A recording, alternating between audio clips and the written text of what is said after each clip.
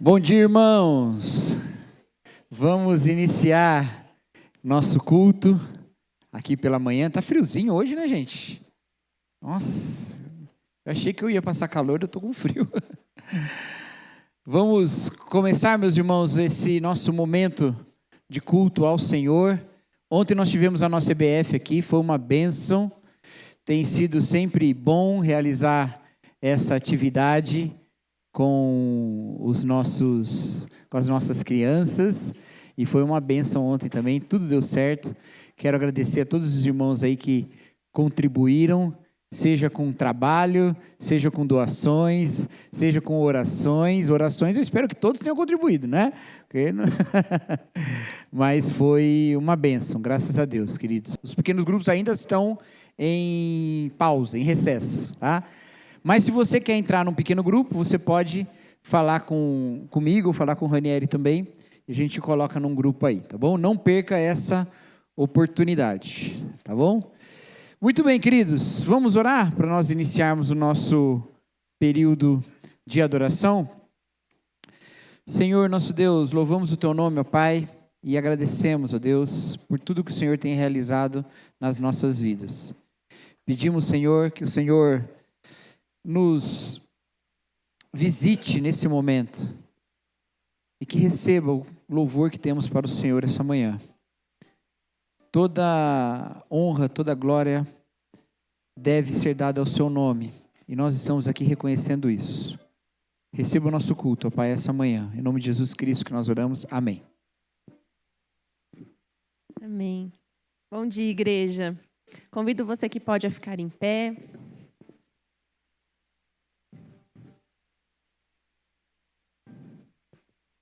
Como é bom estarmos aqui, como é bom entregarmos o nosso coração ao Senhor, render a Ele nesse domingo de manhã as nossas orações, a intenção do nosso coração. E nós pedimos para que o Senhor reine em nós, reine sobre o nosso pensamento, reine sobre a nossa vida.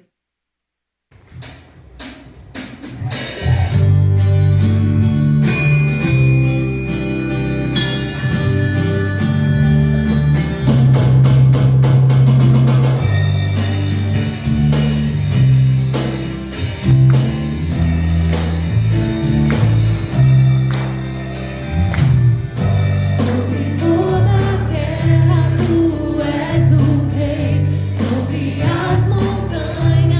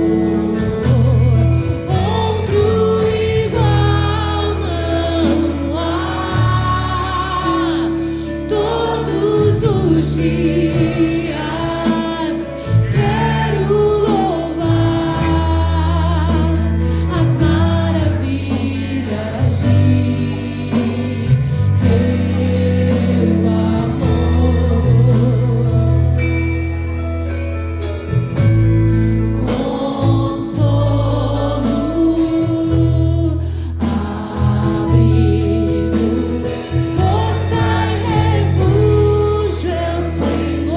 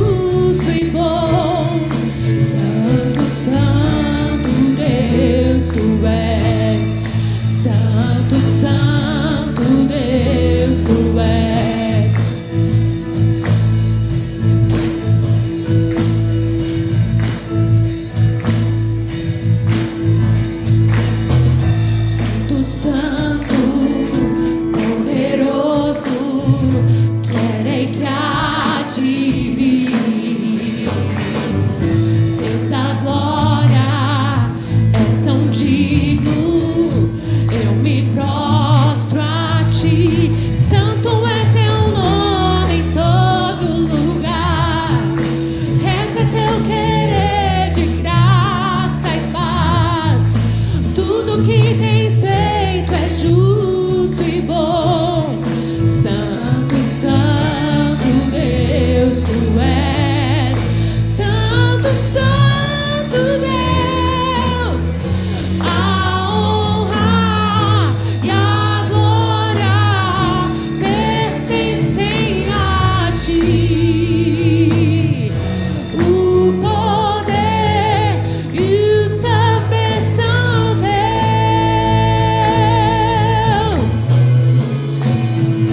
A honra e a glória pertencem a ti.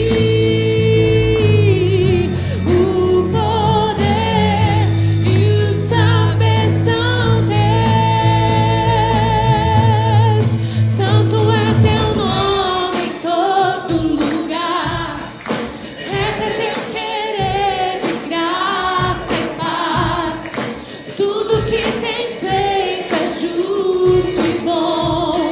Santo, santo Deus, tu és. Santo é teu nome em todo lugar, reto é teu querer de graça e paz. Tudo que tens feito é justo e bom. Santo, santo Deus, tu és. Santo, santo Deus, tu és. Santo, santo.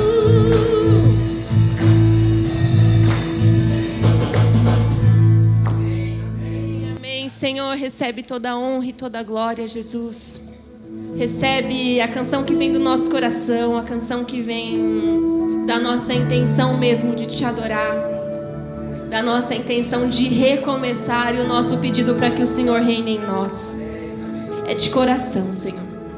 Nós precisamos de Ti. Esse é o seu povo aqui reunido para te buscar, para te adorar. E nós esperamos por mais do Senhor. Que a Tua palavra encontre no nosso coração uma boa terra. Que nós estejamos aqui totalmente voltados para o Senhor. Em nome de Jesus, te louvamos e te agradecemos. Amém. Você pode se assentar.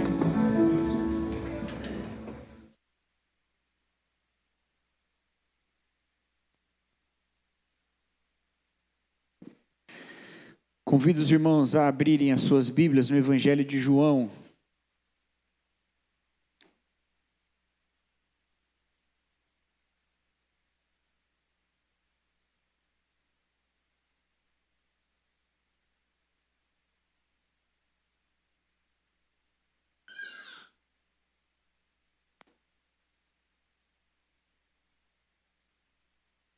João capítulo 6. Nós leremos do versículo 16 até o versículo 24. João 6, de 16 a 24.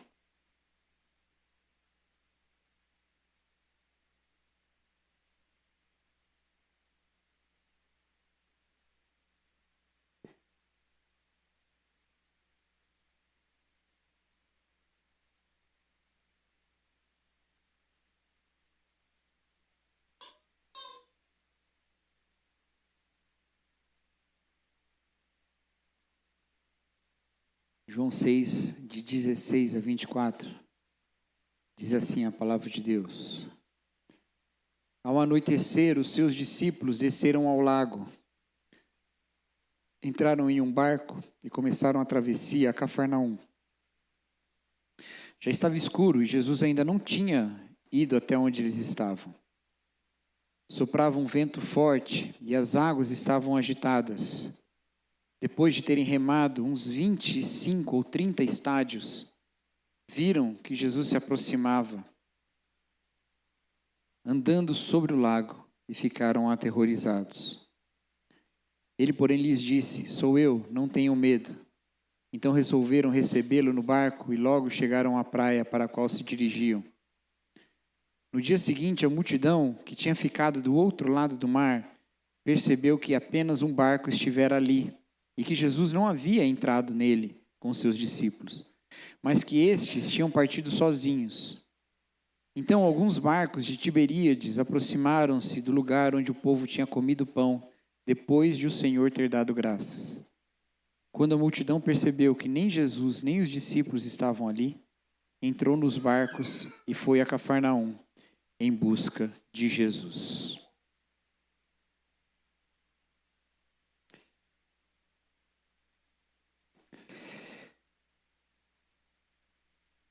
Uma coisa curiosa na história do povo de Deus na Bíblia é a relação desse povo com o mar. É uma história muito curiosa, porque a terra, que é cenário das histórias da Bíblia, a maior parte delas é uma terra litorânea. Não toda litorânea, né? Mas com contato ali com o mar Mediterrâneo. Tanto que o povo do norte, os chamados fenícios, que ficavam ao norte da Palestina, eles estão entre os povos que mais contribuíram no desenvolvimento de técnicas náuticas do mundo antigo. Navegavam muito bem. Então a gente poderia esperar, se a gente fosse desses que acham que a geografia determina tudo, que estes judeus vivendo ali na Palestina, tendo mar ali, também seriam um povo dado ao mar. Mas não é assim. Muito pelo contrário. A gente vê poucas histórias de incursões dos hebreus pelo mar Mediterrâneo. Quando vê histórias no mar, na água, geralmente a gente está falando do Mar da Galileia, que já é um mar interno. Bem menor, inclusive, muito menor. Ou algum outro tipo de navegação em outras condições, como num rio. O mar parece sempre ser um local assim de perigos na Bíblia. Até quando eles saem do Egito, vivendo ali no norte do Egito, perto também do mar Mediterrâneo, eles chegam ao mar, mas atravessam, e a Bíblia deixa isso muito claro, com os pés secos. Abre ali o mar e eles atravessam com os pés secos. Para não precisar pegar um barquinho. Porque o mar, ele aparece nas Escrituras frequentemente como um lugar do mistério, do perigo, da desordem. O caos. Você olha para o mar e você vê a superfície, você não vê o que está embaixo.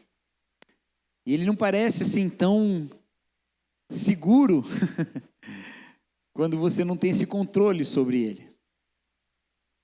O mar é o lugar daquilo que é incontrolável dentro do simbolismo bíblico. Por isso que as histórias de Jesus com o mar, quando ele acalma tempestades, ou quando ele aqui, nesse lago, anda sobre as águas, são histórias muito maiores, ou muito mais importantes do que uma história simplesmente de um milagre qualquer. Não é um tipo de poder que você gostaria de ter só porque quando você precisa pegar uma balsa, você se sente enjoado. Eu queria ter o poder de Jesus, de fazer essa água ficar bem calminha para eu chegar do outro lado sem passar mal. Não. É um poder de Deus sobre aquilo que seria incontrolável. É mais uma das histórias presentes no Evangelho de João que apontam para essa divindade de Jesus Cristo. E nós não exageramos, eu estou certo disso, de que nós não exageramos ao olhar para essas histórias, especialmente para essa, e nos lembrarmos da conexão que João faz com a ordem criacional. João começa o seu evangelho falando do papel do Verbo, Jesus Cristo, na criação. Ele começa o evangelho com a mesma expressão que o livro de Gênesis começa, no princípio.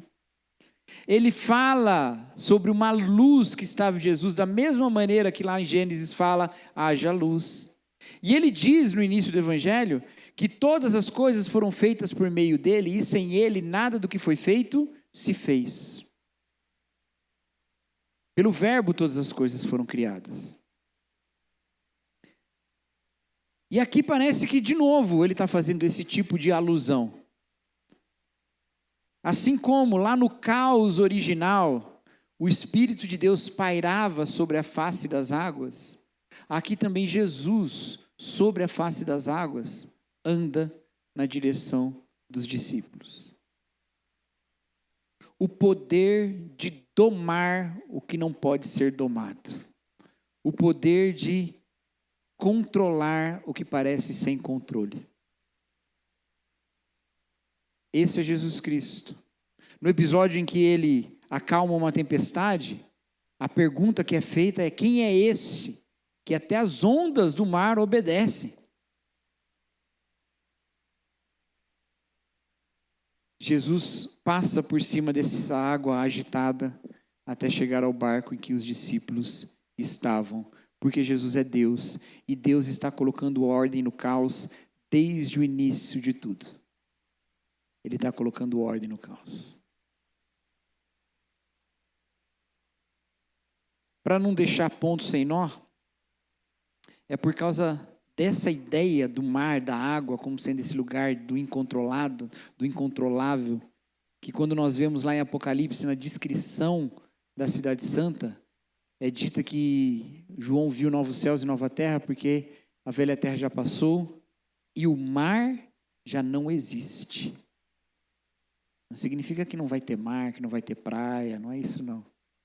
É a ideia de que aquilo que estava em revolta, em rebeldia, aquilo que estava sem controle, aquilo que estava resistindo ao reino de Deus, agora está domado pelo Deus que reina. É assim que a gente deve olhar essas histórias de Jesus enfrentando as águas. Ele é aquele que doma o que parece que está sem controle. O problema é que nós nem sempre acreditamos nisso. Às vezes eu acho que a gente estava mais propenso a acreditar que Jesus chegando perto do barco era Jesus mesmo, do que acreditar que Jesus pode pegar as nossas tempestades e dar fim nelas.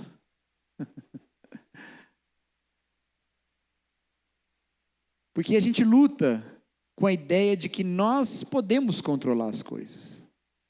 Não existe um mar incontrolável. Eu tomo conta de tudo. Eu domino as circunstâncias. Eu lido com tudo. Mas não é isso que a vida nos ensina e nem que a Bíblia nos ensina. Todos nós, mais cedo ou mais tarde, nos encontramos com uma realidade que escapa do nosso controle. E aí a gente lida com elas tentando fazer sentido na nossa cabeça. Às vezes a gente nega que é incontrolável. Não, eu vou controlar, vou pegar esse touro pelo chifre. Depois a gente acaba botando justificativas. E talvez em algum momento a gente entenda.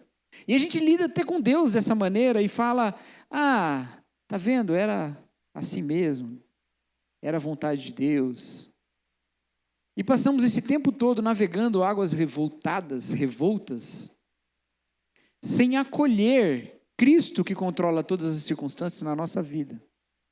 O que eu quero dizer com isso? Eu quero dizer que esse texto mostra um encontro de Jesus com os discípulos no meio da tempestade. E que tempestades são frequentemente lugares para encontros com Jesus. Inclusive as tempestades da nossa vida. A verdade é que a Bíblia nos ensina que no meio da tempestade, nós não devemos nos iludir que podemos dar conta do que nós não damos conta. Nós devemos procurar onde é que Jesus está nessa tempestade. Onde é que Jesus está nesse turbilhão? Acolhê-lo e deixar que ele nos guie. Eu acho interessante que esse texto não para no momento que eles chegam na praia. Ele continua contando essa história das pessoas que vão atrás de Jesus. Eles viram que só um barco tinha ficado lá e que já o barco já não estava, e que Jesus não tinha entrado no barco. Então eles pensam, olha, acho que Jesus vai estar lá naquele lugar de novo onde ele multiplicou pães e peixes. Vamos lá, porque hoje a gente vai comer bem. Hoje a gente vai comer pão e peixe o quanto a gente quiser. E a gente sabe que a questão é essa pela continuação da história, tá? A partir do versículo 25, a gente vê que as pessoas estavam indo atrás de Jesus por causa do pão. E Jesus mesmo disse ali no versículo 26, em verdade lhes digo que vocês estão me procurando não porque viram sinais milagrosos, mas porque comeram os pães e ficaram satisfeitos. Porque a gente acha que Deus vai estar sempre no lugar da abundância e nunca no lugar da tempestade. Aí a gente passa a vida inteira evitando encarar as tempestades, procurando Deus na abundância, procurando Deus na multiplicação, procurando Deus na fartura. Quando Deus também quer nos encontrar nas circunstâncias difíceis, Ele também quer nos encontrar nas trevas e ondas agitadas. Estes homens foram atrás de Jesus dizendo, onde é que Jesus vai estar? Você acha mesmo que Ele vai encarar o mar sozinho? Não, Ele está lá multiplicando pão, vamos lá atrás dele. E essa é a mensagem bíblica, em todas as suas páginas. Quando o salmista escreve o Salmo 23, ele fala que ali o bom pastor dá alimento, assim como Jesus deu alimento, multiplicou pães e peixes, dá pastos verdejantes. Mas também diz que com o pastor você acaba passando pelo vale da sombra da morte. E quando o pastor entra pelo vale da sombra da morte, o pastor Deus, não eu, tá gente? Pastor Deus. Quando o nosso bom pastor entra no vale da sombra da morte, o que a gente faz? A gente segue ele. A gente não fica antes do vale falando, não, vou ficar aqui nas águas tranquilas, vai lá. A gente segue ele. Porque o que a gente quer é Deus, não as circunstâncias. Ou estamos procurando a Deus por causa do pão que Ele multiplicou e nós nos fartamos? Não, nós procuramos Deus. Se Ele vai estar multiplicando pão, a gente encontra com Ele e come junto. Se Ele vai estar andando em cima de tempestade, a gente está lá na tempestade com Ele. Porque as tempestades vão chegar, porque as situações que estão fora do controle vão chegar. Mas você pode ter certeza que não tem onda nenhuma que deixe Deus de fora da sua vida. Jesus Cristo se aproxima do barco. Ele enfrenta o mar. E como eu disse, há uma relação, há uma referência, nem que indireta, à própria obra da criação. Mas a obra da criação nada mais é do que Deus colocando a sua ordem naquele caos. E Ele vai colocando essa ordem no caos. E depois, a gente vê que o ser humano peca. E aí é o caos contra-atacando, né? Poderia ser o nome do segundo filme ali, depois da criação, o caos contra-ataca. É o pecado. Da serpente, da desordem, da destruição, da morte. É o pecado tentando resistir à ordem que Deus está colocando. E por causa do pecado, todas essas outras tempestades vêm. As guerras, as violências, as desonestidades, as doenças, tudo vem por causa disso. Então a gente vê a Bíblia inteira, Deus tentando pôr ordem no caos e o caos contra-atacando. E quem põe ordem em nós? É Cristo acolhido no barco das nossas vidas? Ou é o caos contra-atacando em forma de pecado? Porque na tempestade, meus queridos, o nosso caráter é provado. Quantas vezes na tempestade a gente resolve que vai tomar conta do leme ali e fala, Deus não sabe guiar nada, eu é que vou guiar esse barco. Eu que vou guiar o barco. E a gente guia segundo as nossas próprias vontades. E a gente guia de forma pecaminosa. Não é? Quando as coisas ficam difíceis, às vezes a gente recorre a recursos que não são aqueles que Deus quer.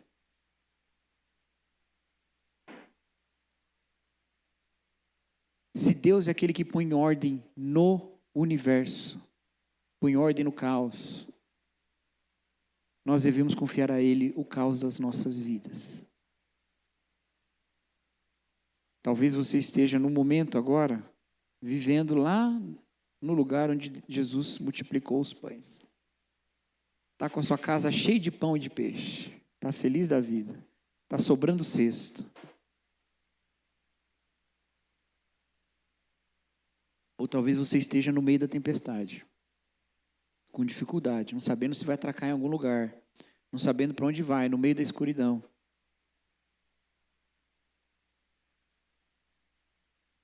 E eu digo, não procure o pão, não procure o timão ali para tomar conta do barco. Procure Jesus Cristo. Na abundância ou no desespero, procure Jesus Cristo. Ele põe ordem no caos. Todas as circunstâncias da nossa vida, meus irmãos, são oportunidades para nos encontrarmos com Jesus. Todas elas. Não pense assim, não, quando a minha vida resolver, eu vou atrás de Jesus. Não. Jesus está se encontrando com a gente. Deixa ele entrar no barco aí. Não, agora a coisa está muito difícil, muito sem tempo, está tudo muito complicado, está tudo muito agitado. Quando eu resolvi melhor, eu vou atrás de Jesus. Jesus é que está indo atrás de você. Recebe Ele. Agora, se você está no outro momento, no momento de tranquilidade, também tem uma oportunidade de se encontrar com Jesus aí. Não confiando tanto em si mesmo. Não confiando tanto no que você tem. Indo a Jesus Cristo com gratidão. E lembrando que a multiplicação dos pães e dos peixes começou com uma entrega. Entregando-se a Jesus Cristo. Eu tenho certeza, meus queridos, que o Senhor, ao entrar no barco da nossa vida, vai começar a nos conduzir na direção correta.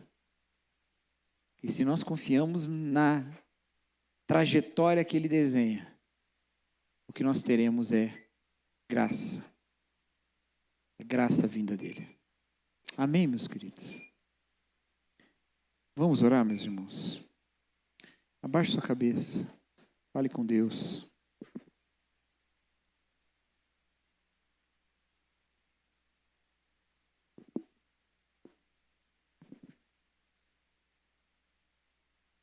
Entregue a Ele a sua vida e as suas circunstâncias.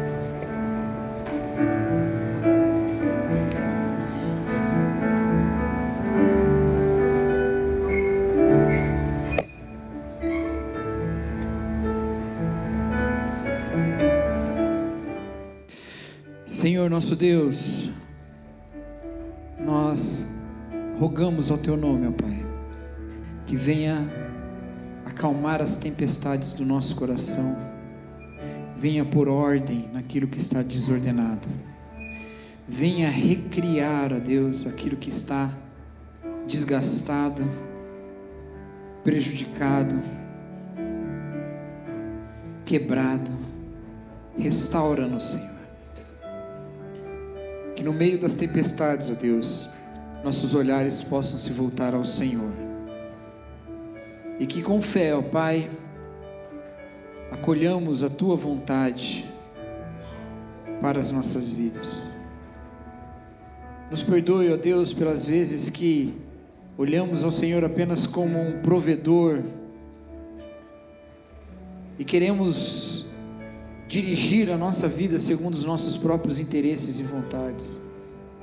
Ensina-nos, ó Pai, a mais profundamente ansiar pela Tua palavra, pelo Teu mandamento, pela condução do Senhor sobre nós. Senhor, nós não controlamos nada, nós somos um vapor, ó Deus, mas o Senhor é o Deus eterno, poderoso, que criou todas as coisas e que sustenta todas elas com a Sua mão. Nos ensina, ó Pai, a confiar em Ti, no Teu cuidado. Essa é a nossa oração, Senhor, em nome de Jesus Cristo. Amém. Que Deus os abençoe.